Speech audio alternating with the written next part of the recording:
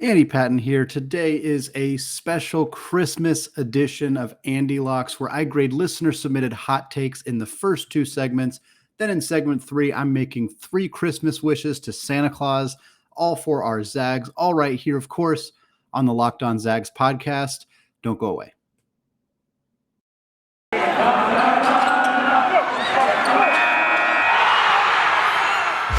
You are Locked On Zags, your daily podcast on the Gonzaga Bulldogs. Part of the Locked On Podcast Network. Your team every day.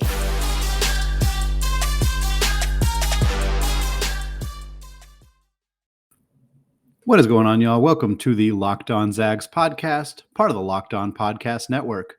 I am your host and longtime Gonzaga podcaster, Andy Patton, ready to take you through another season of Gonzaga Hoops. I want to thank all of you who make this podcast your first listen of the day. It is Christmas season. It's the holidays, time to spend with friends and family, and I sincerely appreciate all of you who continue to listen to this show. Get yourself informed on the Zags, your only daily Gonzaga Bulldogs podcast out there. Sincerely appreciate all of you. Of course, all of you who listen on YouTube as well. If you're checking me out on that channel, you'll see the very Christmassy garb that we got going on with the Gonzaga Christmas hat. So I do appreciate all of you who listen to the show on YouTube as well. If you have not yet hit that subscribe button, please do so. It would be a great early Christmas present for your favorite podcast host. If you would be able to do that. We're trying to get up over 250 subscribers before the end of the calendar year. I have no doubt that Zag Nation is out there and willing to do that. So please hit that button if you have not already. All right, so today is AndyLocks, one day later than normal. I think it's probably going to end up being on a different day of the week when we get into the regular season, just because Thursdays are going to normally be reserved for previewing the week's games, because games are, of course, always on Thursdays and Saturdays. So look for AndyLocks to maybe potentially change dates as the season goes on. But for now, we're doing it on Friday. We're doing it the last episode before the holidays, of course. Some great takes coming out from all of you. So we're going to talk about those here. This first take comes from Christian via Gmail. He says, Rasir Bolton wins WCC Newcomer of the Year. So last year, Jalen Suggs was the WCC Newcomer of the Year, kind of opening up the door for the WCC to allow freshmen to win this award. It obviously could go to freshmen. It could go to transfers either way. With that knowledge, I feel like this is too hot. There are too many other players, notably, of course, Chet Holmgren on Gonzaga's roster or on WCC rosters who are likely to win that over Rasir Bolton. Bolton's very good. Don't get me wrong on that. And I think he's going to play really well in conference play. I think he's going to have a really nice WCC slate. But I don't think he's going to be better than Chet Holmgren. Now, Chet may end up winning WCC Defensive Player of the Year. He's almost certainly going to win WCC Freshman of the Year. It will be a candidate for WCC Player of the Year, although I think that will likely go to Drew Timme. So even if Holmgren does win one of those other awards and doesn't win WCC Newcomer of the Year, which seems very possible that could happen, there are a lot of really good candidates for this award. We remember the incredible amount of transfers that happened last year. The transfer portal was up over 1,000 players. It was constantly stacked full of talented players. And the WCC cashed in, and there are a lot of dudes who are going to compete for this award. A few of them who just jumped to mind for me. PJ Pipes from Santa Clara. He's averaging 10.5 points, 4 assists per game for the Broncos. Houston Maletti, he's a freshman for Pepperdine, averaging just under 12 points per game, 4 assists and 2 rebounds, or 4 rebounds and 2 assists, rather, excuse me. Tyler Robertson for Portland is one of an entirely new roster for the Pilots, legitimately 14 new players on Portland's squad under coach Shante Leggins. Robertson followed Leggins from Eastern Washington. He's averaging 15.5 points, 6.3 rebounds, and 4 assists per game. Chris Austin, also from Portland, transfer from Fordham, averaging 15 and 5. Tejon Lucas from BYU, 10.5 points, 5.2 assists. So that's just a short list of a potentially larger group of newcomers in the WCC. Bolton, you could probably make a strong argument that Bolton is more talented than every one of those players, with the exception of Chet Holmgren. But this award is going to go to the player who kind of stands out the most statistically. And while Bolton, if you were to put Bolton on Portland's roster over Robertson, he would likely have a much more significant impact, with no disrespect to Tyler Robertson, who is a talented player. But I think that you're going to see some of these guys pop more statistically than Bolton's going to. I don't think it's crazy to imagine Rasir Bolton being WCC Newcomer of the Year. I'm not calling this. I don't know that this is too hot. I think it's kind of right in that just right range where it's possible that it could happen. It's maybe not super likely to happen, so it's a good hot take. But there's a lot of competition for that award. And even if they don't decide to go with Chet Holmgren because he takes home some other hardware, I don't think it's a foregone conclusion that Bolton wins the award. I think there's going to be a lot of players in contention for that award. This next one also comes from Christian via Gmail. He says, Anton Watson wins WCC Sixth Man of the Year. There's a lot less competition for this one. I think this is borderline too cold, to be honest. I think Watson has a legitimate argument for being the best sixth man in the country. Certainly when you factor in some of the advanced analytics that look at him, his contributions, not just offensively, but defensively as well, which is very difficult to measure. But the places that do that have measured his defensive impact, often rate him as one of the 25, 15, 20-ish best players in the country, period.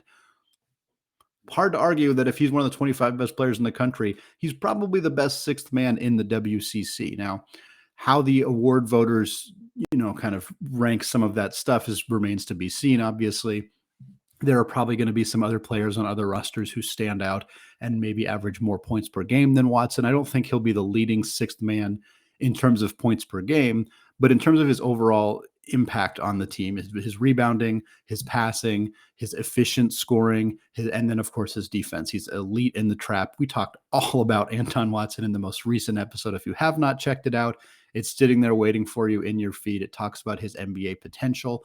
I still firmly believe he's a future NBA player. I think he's on a roll right now. His last 4 games have been very, very good. The best 4 of his career, most likely, or at least the best 4-game stretch of his career. There's no debate about that.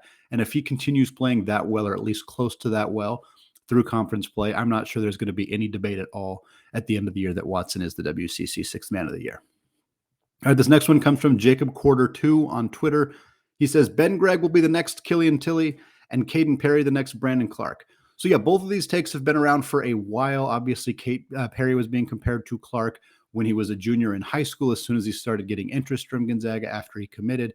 Ben Gregg, we saw a lot of kind of glimpses of him last season and some glimpses of him this season that are reminiscent of Killian Tillie. I have made that comparison myself multiple times. I'm still going to say this is too hot, only because hitting those comps is really difficult. I think they are similar players. Caden Perry is similar to Brandon Clarke in the sense that he is very, very bouncy, athletic, a similar height and build, and a good defensive player, and I think will be an efficient scorer around the rim. Ben Gregg is similar height, decent build, really good outside shooter. So you can see the comparisons. They look similar on paper, and certainly on the court, you can see how they are similar. But to reach the potential of Killian Tillie and Brandon Clarke, 2 legitimate rotation NBA players now. Tillie has been a part of the rotation for Memphis. 2 of the best players in Gonzaga's history. That is asking a lot. To say both of them are going to get there is a lot. And I'm optimistic about both these guys. I don't want to be downers on either of them. But right now, Ben Gregg, offensively, I think, yes, you can see a path where he is comparable to Killian Tillie. But where Killian Tillie was as a freshman, if you recall, he was the 4th big on that team that went to the national championship against North Carolina. He hit free throws in that South Carolina game to send them to the national championship. I don't think Ben Gregg's going to be on the court in a Final Four game this season. I just don't see it. He's not at that level. And it is his freshman year, understandably, but it is also kind of not his freshman year. He was on this roster last season as well. And he is not the player that Killian Tillie was as a freshman yet. He's not there yet. Does not mean that he will not get close to there. Does not mean that he will get there, but he's not there yet. And most of where he is not there yet is defensively. He is, again, offensively, you can definitely see similarities. I wouldn't be surprised if by the end of Ben Gregg's collegiate career, he is as effective as an outside shooter. He's a good passer. He can play that high-low offense really well, similar to what Killian Tillie could do. Tillie could also put it on the deck and score in the paint. We haven't seen a ton of that from Gregg yet, but I think he's going to be capable of doing that, no doubt. He might be capable of doing that now. We just haven't seen it. But defensively, Killian Tillie, he wasn't like a huge rim protector or shot blocker or anything like that, but he was a very good defensive player. And Ben Gregg is not there yet. Again, he may get there, but it's hard for me to see it 100% just now. And with Perry and Clarke, Brandon Clarke was just really, really good. Like saying I'm not sure if Caden Perry is going to be that good is not a knock on Caden Perry in any way. Brandon Clarke was one of the 3-5 best players in the country his last season. He's ranked as one of the top 10 best transfers in college basketball history. He was more efficient as a basketball player that season than Zion Williamson. That's asking a ton of Caden Perry. I think he will continue to get Brandon Clarke comparisons throughout his collegiate career, but I would be very surprised if he ever puts up a season as good as what Brandon Clarke did his one season in a Gonzaga uniform. Not a knock on Caden Perry at all, just trying to put some more respect on the incredible season that Brandon Clarke had in a Gonzaga uniform. All right, this next one, the final one of segment 1, this comes from John via Gmail. He says, this team will lose Chet Holmgren, Drew Timme, Andrew Nembhard, and Rasir Bolton from this year's team for next year. Julian Strother will put his name in the draft, but will ultimately return along with Hickman, Salas, Watson, Dom, Gregg, and Perry. Braden Huff will be the only first-year player to be recruited as Anthony Black goes somewhere else. As a result, we will land 2 experienced transfers for next year's team, one of which is a big physical rim protector in the middle. So I'm going to say right off the bat, anytime a take has this many variables, I'm going to say that it's too hot. Just in terms of the grading system, for all of this to come true would be the planets would have to align incredibly for that to happen. But I am going to go through each of them one by one and kind of grade them individually. Holmgren, Timme, Nembhard, Bolton leaving. I think that's pretty reasonable. I think there's a pretty good chance that happens. I think Bolton's certainly going to be gone. Holmgren's certainly going to be gone. Nembhard and Timme do have some decisions to make. I'm pretty sure Nembhard is going to leave. And I think it's pretty likely that Drew Timme is going to leave. I'm starting to kind of come around to the idea of him trying to come back for a 4th year, be the next Christian Laettner, as has been said by many broadcasters in the last couple of months. But I wouldn't be surprised at all if all 4 of those players leave. I also wouldn't be shocked if Julian Strother returns. I think that's just right as well. I think there's a good chance that Strother leaves. Certainly if he gets more consistent as an outside shooter, he's been a little bit streaky so far in his collegiate career. We've seen him start to move really well without the basketball. He's really good at driving into the lane. He's not been great at drawing contact and getting to the free throw line. That is something he needs to work on. And defensively, he is better than I thought that he was, and he looks good and physical and talented on that end of the floor. I think he's probably going to be a potential small ball 4/3. Maybe he'll play some 3 at the NBA level. He's a little bit like Corey Kispert in that regard, where Corey is definitely a small ball 4. So I think if he's not playing that role here, it might behoove him to come back, play more of that role next season, and then potentially jump ship after that. But I wouldn't be shocked if he ends up returning. But I wouldn't be shocked if he leaves either. It's kind of 50-50 on him right now. The next one, Huff being the only recruit and Anthony Black going somewhere else. I think this is too hot, not because I'm convinced Anthony Black is going to come to Gonzaga. We'll talk about him a little bit later in the show, but because I think if he decides to go somewhere else, Gonzaga is going to continue to hit this class. They're not going to settle for just having one decently rated recruit in Braden Huff. I think they're going to go out and get more. There are plenty of players who are still non-committed from the class of 2022. I don't think that they're going to have these back-to-back elite recruiting classes followed by just Braden Huff. I think they're going to go find more guys to add to this roster. Regarding to the transfers, I think 2 transfers definitely make some sense. Certainly if they were to lose 4 of their 5 starters, they would want to bring in multiple transfers to come in who are eligible to play right away and kind of help reshape the roster as opposed to taking a step backwards. I'm not sold that they're going to go out and get a rim protector. Obviously, in this situation, we're talking about Drew Timme would have left, but they would still have Anton Watson, Caden Perry, Ben Gregg, and Braden Huff. That's not the greatest front court they've ever had. It's certainly not the most proven front court that they've ever had. But like I said before, in this situation, Julian Strother is returning, and I think he's going to play a lot of 4 if he comes back. Keep in mind, Corey Kispert was exclusively a 4 his final season. A lot of people consider him a 3, but in that lineup, they had Andrew Nembhard, Jalen Suggs, and Joel Ayayi starting and playing 30 minutes per night. That means all the time that Corey Kispert was on the floor, he was playing the 4. I think we're going to see that with Gonzaga next season if Julian Strother returns and if Drew Timme leaves. I think we'll see Watson, Perry, and Gregg playing Mostly minutes at the 5. There will be opportunities where they're playing minutes at the 4 as well. I'm not sure how much we'll see Braden Huff. And then we'll see Julian playing a lot of minutes at the 4 with 3 guard lineups. Obviously, with those 3 guard lineups, you have Hickman, you have Salas.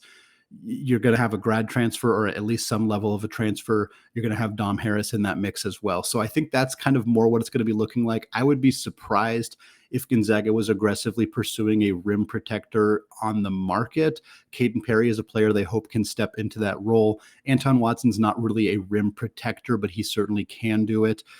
We'll see what we get out of Gregg and Huff. They're obviously unproven as rim protectors. It wouldn't shock me if they go that direction necessarily, but I think the priority is going to be finding wings, particularly if they want Julian to play more 4. They're going to go out and try to find more guards to kind of help shore up that area and have some experience in the backcourt.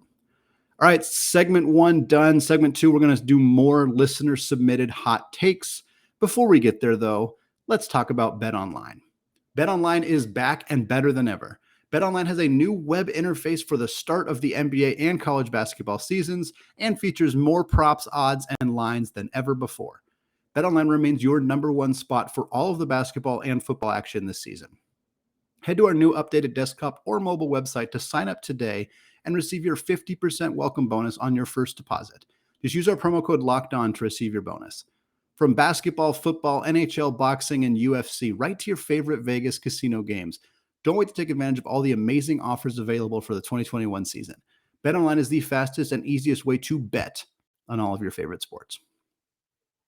All right, segment 2, still Andy Patton, still Locked On Zags, still AndyLocks here as we head into the holidays over the weekend. Still grading listener-submitted hot takes all episode long. This next one here comes from Christian via Gmail. He says, there will be 8 different teams that hold the number 1 ranking in the AP prior to the start of March Madness. So I think this is too hot. So far in week 7, as we are just about to get into conference play, there have been 4. Those 4 teams are Gonzaga, Duke, Purdue, and Baylor. None of those 4 teams have hurt themselves in the rankings enough that they couldn't conceivably jump back to the top spot. I think you could make a reasonable argument right now that all of them have at least an argument to be number 1. Baylor is the clear-cut number 1 right now. They deserve it. They should be in that spot. But for 4 more teams to be number 1 just doesn't seem likely to me.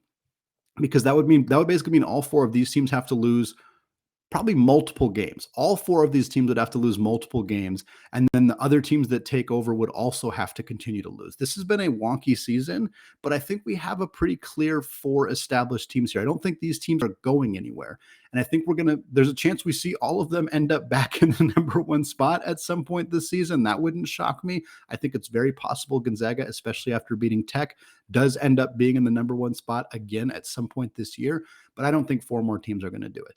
Kansas could do it. UCLA could maybe do it, although it's hard for them to have an argument ever being ranked above Gonzaga unless Gonzaga loses, again, 1 or potentially 2 more games this year. Arizona hurt themselves significantly with the loss to Tennessee. They got UCLA and USC coming up, which is kind of another point. USC is a surprise team in this conversation as well, but Arizona's playing UCLA and USC. If they beat both of them, maybe they're in the conversation, but that makes UCLA and USC both out. So this kind of all 3 of those teams are going to cannibalize each other in conference play in the Pac-12, makes it hard for them to be an option. Kansas, again, is one option. Auburn, LSU, Iowa State are all kind of borderline options. I'd be stunned if Iowa State is ever ranked number 1, and same with LSU. It's no disrespect to those programs. They have not lost a game yet this year. I don't think that is going to continue. And even if it does, I would be fairly surprised if they took over for any of these top 4 teams that have already held that spot down. Next one, another one from Christian. He says, 3 WCC teams make the Sweet 16, temporarily shutting the trash compactor mouths of the folks who continue to sing the horrible refrain of "This is why Gonzaga wins so many games in their conference." So I love this. I love 3 WCC teams being in the Sweet 16. That is awesome. It's too hot. I think kind of obviously too hot. I do sincerely love the use of the word temporary in this question or in this take, because I think 3 WCC teams going to the Sweet 16 should, in theory, make those people be quieter for a long time, but it would be temporary. It would not go away. Unfortunately, that conversation and that rhetoric would still exist. I think 3 teams making the making the NCAA tournament is absolutely possible. In fact, I think it's likely. I think 4 is possible. 3 is the most likely. 2 would be disappointing, but is also possible as well. But all making the Sweet 16 would be very, very surprising. St. Mary's, BYU, USF all have good, compelling cases to make the tournament. None of them strike me as teams that are going to have a ton of success in the NCAA tournament. All of them are susceptible to bad losses as well, so it's very possible they lose in the first round. But even making it for those teams, particularly for San Francisco, would be just an incredible, amazing accomplishment. I sincerely hope that we see a 4-bid WCC, but I'm not necessarily banking on all of those teams ending up in the final 16. All right, this next one comes from Jacob Quarter 2 on Twitter. He says the WCC will get more bids than at least one major conference and cement itself as the 7th best conference in the U.S. So I think the WCC is going to get 3 bids. That's what I have kind of stood by that statement up to this point. I don't think that's going to be more than any of the major conferences. I think it will be tied with a major conference, cough, cough, the Pac-12, which right now has 3 very good teams, top 10, top 12 at least teams in the country in Arizona, UCLA, and USC, and the rest of the conference is very bad. And none of the teams in the rest of the conference have proven that they should be even in consideration for an NCAA tournament spot at this point. Obviously, that could change if any of those teams get hot, beat one of those 3 big teams in the Pac-12, or certainly win the Pac-12 tournament. Then they would be up to a 4-bid league. I think the ACC is probably going to get 4 in. I think the Pac is going to get 3, maybe 4 in. The WCC, like we said, the best case scenario is 4. So there is a possibility in the best case scenario, the WCC gets 4 teams in and the Pac-12 only gets 3 teams in. I do think that's possible. I think this take is too hot because I think that is pretty darn unlikely, but I do think that it's possible. As for being the 7th best conference in the US, I think they're already there. I think they have established themselves as being right there. They're kind of their primary competition for that is the Mountain West. They are better than the Mountain West. That has hopefully kind of quieted some of that conversation about Gonzaga potentially jumping ship.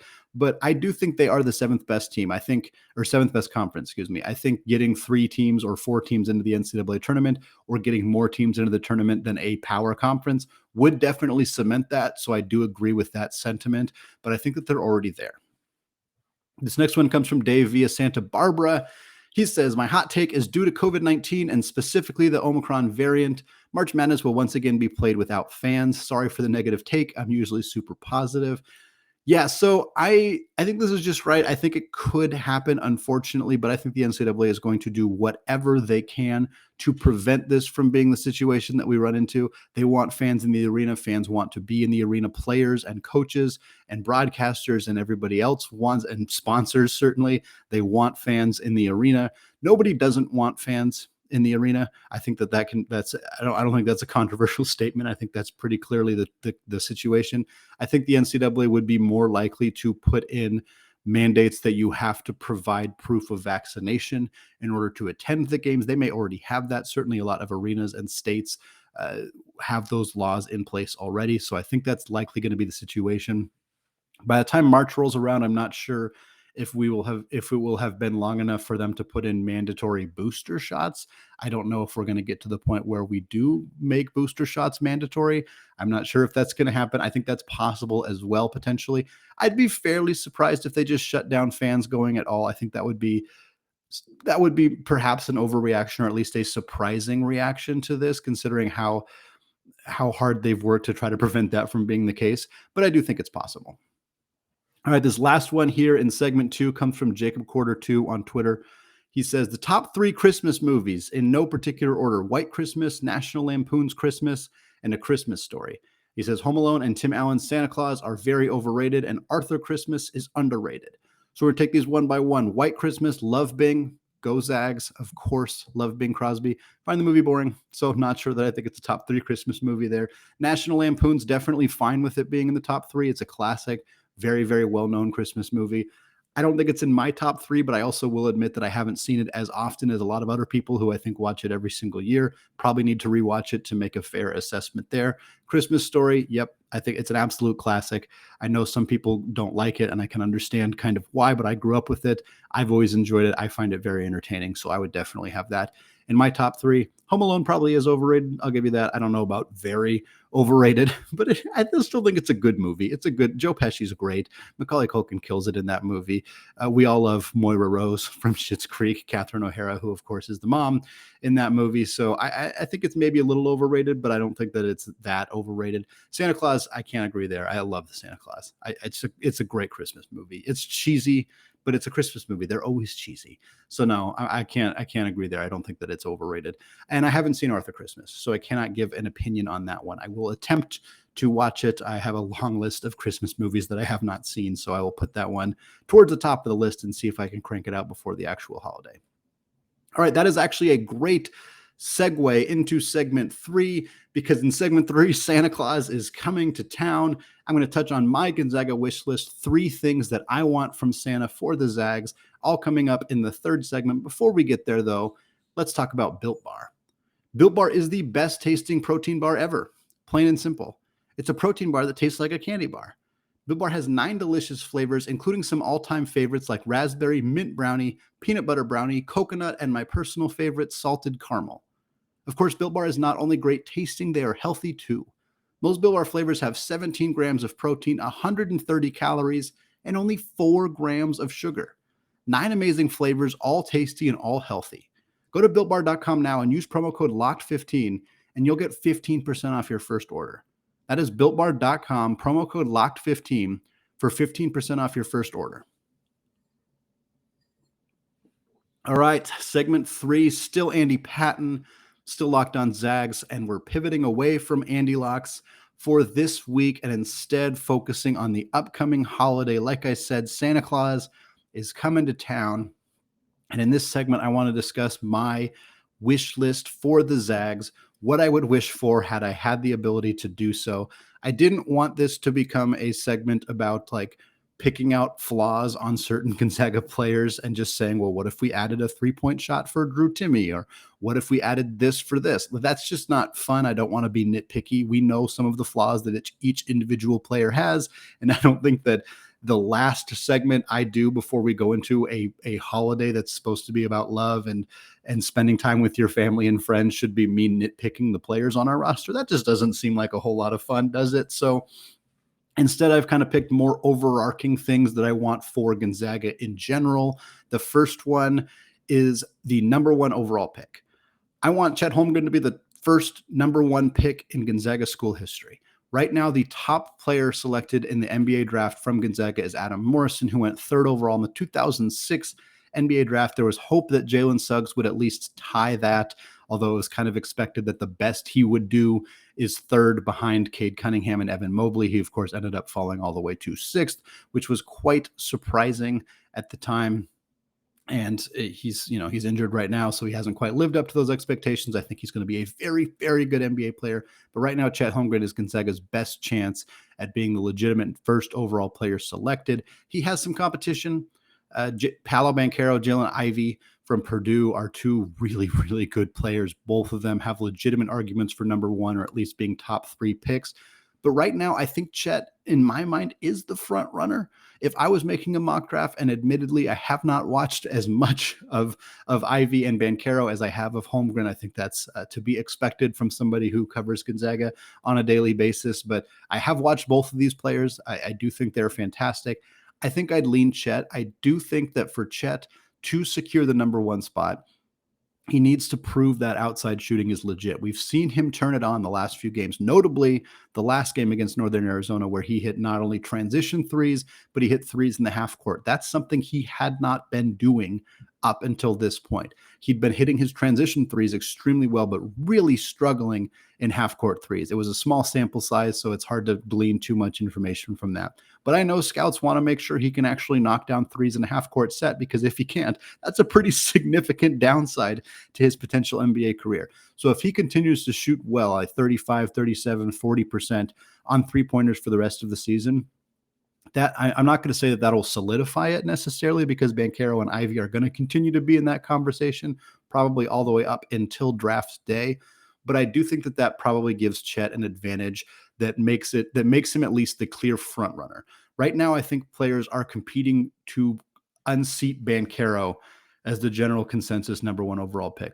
Banchero obviously is having those cramping issues, and some of that has caused some concerns for, I'm sure, NBA scouts. Certainly fans and players and coaches and analysts have been discussing it quite a bit. And then, of course, with Holmgren, there's the continued conversation about his size, his weight, his physicality, his ability to kind of push around bigger, stronger players in the NBA, which are understandable concerns. I don't think it's going to be an issue for him, but I can understand why it is at least a topic of conversation. But for the Zags, having the number one overall pick would just be an incredible accomplishment, a cherry on top of what has been a remarkable run from an obscure, borderline irrelevant school in 1999 that went on one great run under Dan Monson. New coach takes over. They start making the NCAA tournament. Even then, it took 12, 13 years for them to really establish themselves as, hey, this isn't just a plucky team from a small conference that keeps making the tournament. This is a legitimate contender for a national championship. And then they went to a title, and then the conversation was, well, are they going to stick up here? Are they going to continue to be a true blue blood? Now they've really put themselves in that conversation. 2 national title games in the last 4 years, a really high level recruit in Jalen Suggs last year. Now the number one overall recruit in the country. That was a huge step forward for this program. If he ends up going number one overall in the draft, that establishes Gonzaga as a school that, hey, the best players in high school can come to this school and come out of it as the best players, the best NBA draft prospects. Suggs already proved that that's capable. He was the number 6 recruit. He got drafted 6th overall. That's pretty dang good. That helped this program significantly. But there's a difference between number 6 and number 6 and number 1 and number 1. And if Holmgren is able to do that, be the number one overall pick in the draft, it's going to help convince future high-level recruits, hey, Gonzaga's a good place to go. It's not going to hurt my draft stock. It's not going to impact me at all. I got a chance to compete for a national title, which everybody likes winning, and I got a chance to go number one overall in the draft. And helping that recruiting is going to be a significant part of what happens to this team going forward, which leads to my second wish from Santa Claus, a commitment from Anthony Black. I talked about Anthony Black very briefly earlier in this show. I didn't touch on him too much because I knew I was going to talk about him here. For those of you who are not super familiar with Anthony Black, he's the number 24 rated recruit in the class of 2022. He's been as high as 18. He's right around the top 20 for that class. He's a 6'7" combo guard, really, really big guard, former wide receiver in high school. So a dual sport athlete, big guard, excellent decision maker. Really, obviously, tons of length and just experience and ability on the defensive end of the floor. He's drawn comparisons to Sean Livingston, who, of course, had a very long and excellent NBA career as a 6'7" point guard. So you can see where that comparison might come from. For the Zags right now, there has been some concern, and it's growing a little bit as the days go on, that the future recruiting classes are weak. Non-existent. They have Braden Huff committed for the class of 2022, and he's a solid prospect. I don't want to dunk on him in any capacity, but he is it for the class of 2022. For right now, the class of 2023 is blank. It is a 0. The Zags have had plenty of offers. They've had interest. They've been out and visiting people. COVID has potentially slowed down some of the recruiting for both of the next 2 classes as well. But the Zags need to prove that they are still big players in the recruiting market.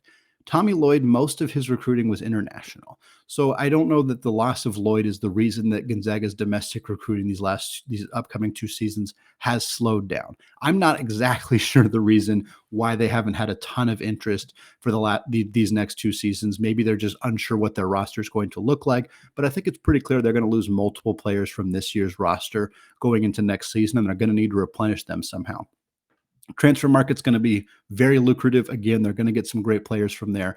But adding a player like Anthony Black would be huge, not just for the immediate help that he would provide next year's roster. A guard unit of Hunter Salas, Nolan Hickman, Dominic Harris, and Anthony Black is really, really good and deep and talented top to bottom and young and exciting. And I think that would be huge. But having Black and Huff could potentially sway some other recruits who have yet to commit from that class to potentially join Gonzaga. It could help the class of 2023 get a little bit beefier. And I think it just establishes that, hey, Gonzaga's here to stay. They didn't just have a couple nice years of getting top 25 level recruits. They're going to continue to do it. You may remember Gonzaga didn't have a rich history of getting top 25, top 30, top 40 recruits up until the last few years. The tricky trio, Jalen Suggs was the most notable name. Julian Strother and Dominic Harris, excellent players, both just outside the top 40 for their classes. So it's not like they've been pulling a bunch of top 25 caliber talent, but I don't want that streak to end. And Anthony Black coming in for this next class would be a huge way to ensure that they're continuing to get high-level recruits going forward. And then my last thing, which does help, kind of ties into the recruiting piece as well, a 4-bid WCC. I've talked about a 4-bid WCC at length on just about every podcast for the last couple of weeks. It is a topic that the fans want to hear about. It's a topic that I like to talk about. And it's a topic that does help Gonzaga so much if it becomes a reality. It will help quiet the naysayers. It's not going to shut them up permanently, as Christian alluded to in his previous question, but it is going to help Gonzaga establish, like, hey, we play good teams.